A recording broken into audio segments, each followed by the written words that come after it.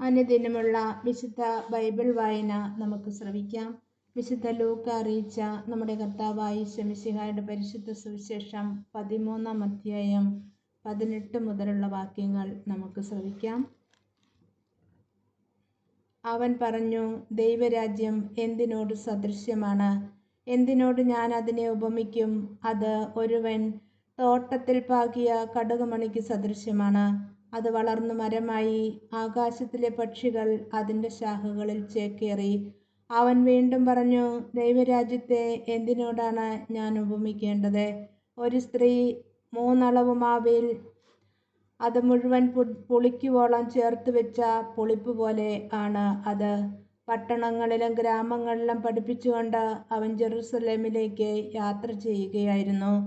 ഒരുവൻ അവനോട് ചോദിച്ചു, കർത്താവേ, രക്ഷ പ്രാപിക്കുന്നവർ ചുരുക്കമാണോ?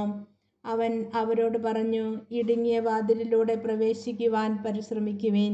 ഞാൻ നിങ്ങളോട് പറയുന്നു, അനേകം പേർ പ്രവേശിക്കുവാൻ ശ്രമിക്കും, എന്നാൽ അവർക്ക് സാധിക്കുകയില്ല.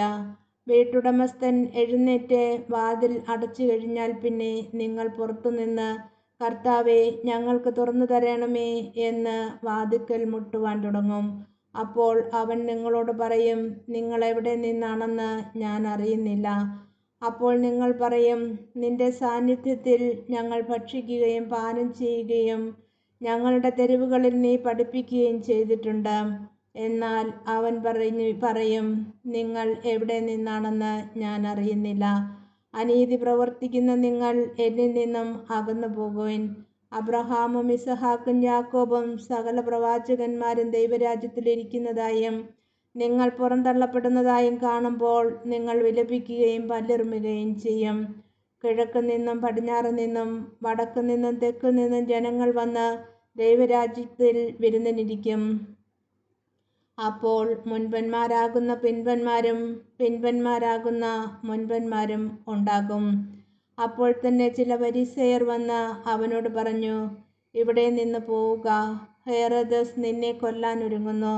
അവൻ പറഞ്ഞു, നിങ്ങൾ പോയി ആ കുറുക്കനോട് പറയുവിൻ, ഞാൻ ഇന്നും നാളെയും പിശാചുക്കളെ പുറത്താക്കുകയും രോഗശാന്തി നൽകുകയും ചെയ്യും. 3-ാം ദിവസം എൻ്റെ ദൗത്യം ഞാൻ പൂർത്തിയാക്കിയിരിക്കും. എങ്കിലും ഇന്നും നാളെയും മറ്റന്നാളും ഞാൻ എൻ്റെ യാത്ര തുടരേണ്ടിയിരിക്കുന്നു. എന്തെന്നാൽ ജെറുസലേമിന് പുറത്തു വെച്ച് ഒരു പ്രവാചകൻ നശിക്കുക സാധ്യമല്ല.